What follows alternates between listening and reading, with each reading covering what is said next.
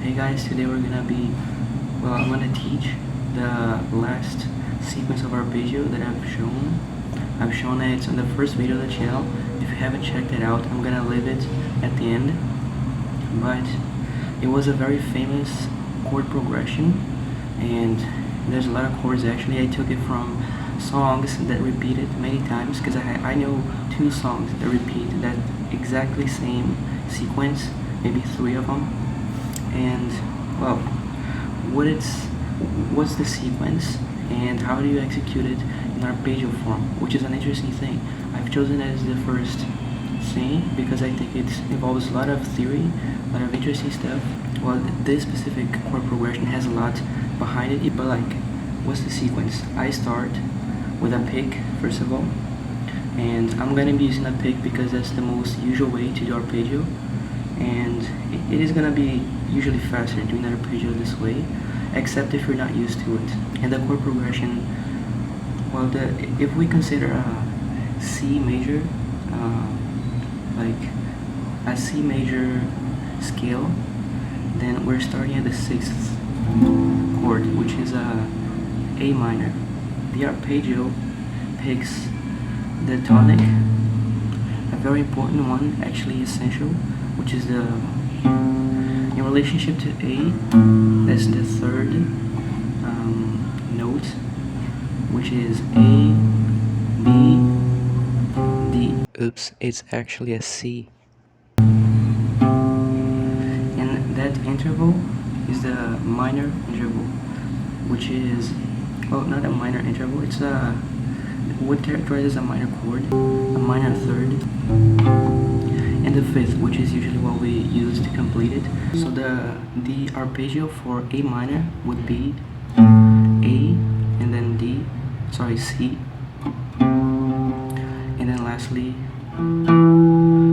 E, right? The thing is, I need to fit that arpeggio in a song. We usually play with a rhythm that is 4x4. For me to fit that arpeggio of the first chord that we have, which is A, but then doing arpeggio, the way that I've done was this format of, you know, those specific notes in that format, but I add a last one, which is you extend the chord, you play a G, so I'm adding a 7th. How do I fit then those 4 notes in the 4x4? Well, in this rhythm, which I'm doing very similarly to one of the songs that I have, you know, picked as an example. If anyone knows the song, by the way, you can comment and then go to the next one, right? Now, how do you pick that, right, with a pick? I do that intuitively, but I have practiced it, of course, step by step. You could do it striking only downwards, but I like to do it in an alternative way, which is a matter of choice, really. When I go downwards, the first strike is downwards, the second also down because it's on the way, so it's pretty ergonomic, let's say. But then when I strike from the 3rd note to the 5th, I don't just slide down, I actually need to keep on the same string, which is, well, it's a thing that we need to adapt to. So that's when I'm gonna strike which is the 5th, by the way. I'm gonna strike it up and down. In this case, it's down and up, you know. So the first one I started downwards, and the second too. But then the 3rd note, as I was striking downwards, well, it's pretty easy for me to strike upwards from where I'm at, right? So it's gonna be down, keep swiping down, then upwards. As I've, you know, hit the pick upwards, it's good for me now to hit it downwards because from where I'm at, I'm already positioned to have sort of attack power to push it downwards, right? So the last note, which is the G, is gonna be pushed downwards. So if I review this chord, it would be down, down, up and down. Then I do the backwards thing. I go back the whole chord. Now it's upwards because I'm in a good position to strike upwards, striking back. So in this case I'm striking upwards, striking the E, right? I've struck upwards, now I strike down on the chord C, which is the actual tonic of C major, right? And then the last one would be upwards for A. When you feel the whole swing of it, you're gonna understand intuitively why I'm striking this way.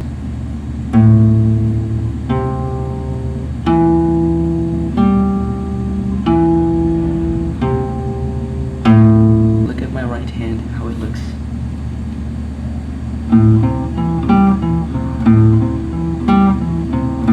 You basically know everything you need to. So, you know, any other chord that I'm gonna play here, there's nothing new conceptually, so just pause the video, try to do the same thing, and it's gonna be the same idea as what I've explained. The pick is gonna be the same. The format, you start from A, as I've shown, D, which is the same shape, like visually, you know, and then G. But G is a major one, and well, that's how the major scale of C works. Starting with this one.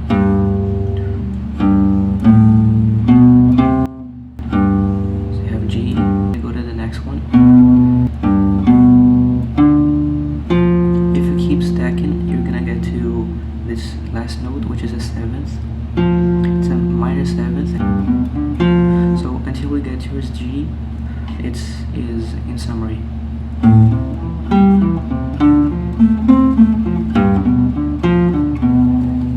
Then if you follow the fourth relationship, we go from G to C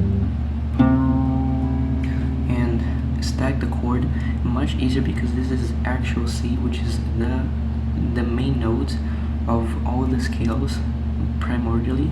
So like C, D, A, you get an E, major spacement, the fifth, which is what people really use in rock music.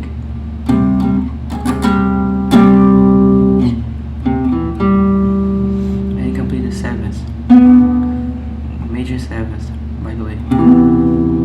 Very chill chord. So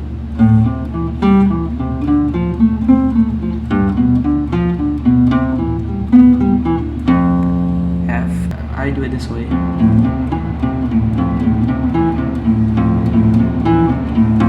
In this case, F is a major with major seventh. In this case, we're now pressing the fifth string, which is this one, at some point, which is right here.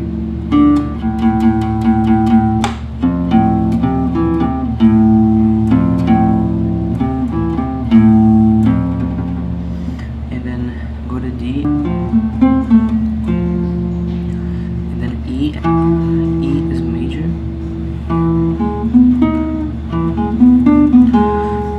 It's weird because E is supposed to be minor. It is a major, and it is a major with minor seventh, which is to say it's a dominant. Simplifying that, the same shape as G. So if you have done G already, because I've shown you, you just move that to E. It's the same idea because both are the same chords, but they just are in different pitch. But it's the same relationship between notes, and it usually generates the same sensation. But I mean, because we are in C major, a G is gonna sound differently than an E still inside of that C major scale, and that's how I get flavor in different shades of flavor. Shades of flavor is a different, what's the name of that? Shades of flavor, just mixed 2-3 different physical senses, and then you got a synesthesia, I guess. Anyways, you just have a different shading of okay, those are the same chords, they sort of sound the same, but not exactly depending on the context. So this is gonna be a fifth, which is the G, a fifth in relationship to C. It's gonna sound one way. The E altered as a dominant, it's gonna sound similar but different. Literally, like, and then you repeat everything basically. A minor to major, D, G, and C,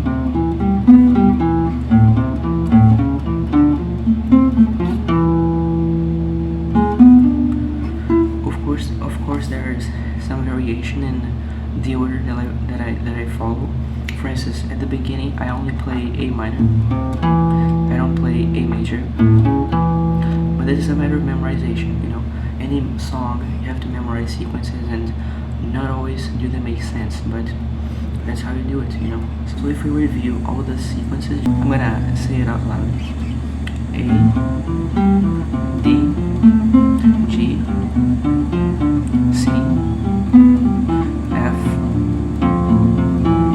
D, E, A, but then first of all minor, then major, then D, G, C, A minor, A major, D, E,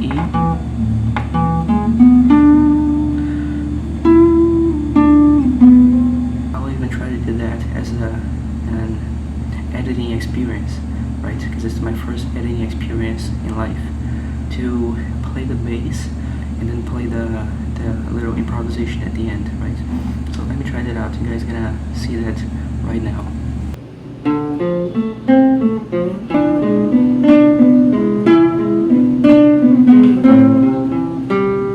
Right, so you have liked the class, click the like button. Please subscribe. I need subscribers. I need people that are genuinely interested on the same thing that I am.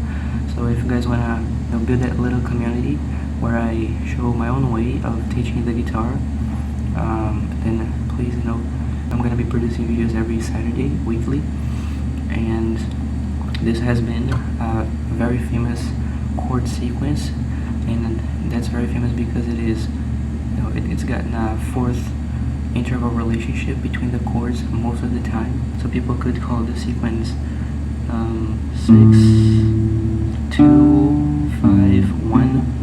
That's a way of calling it. But this is one of the most famous chord sequences. We've done it in Arpeggio way, just to make it interesting. A lot of songs have that sequence of chords, and usually they do it in a more casual way, you know, like.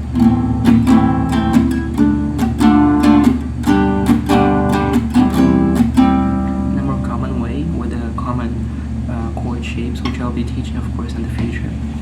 But you're gonna be seeing it everywhere. That's what I mean by famous chord progression. So if you've liked, subscribe, and I'll see you in the next video.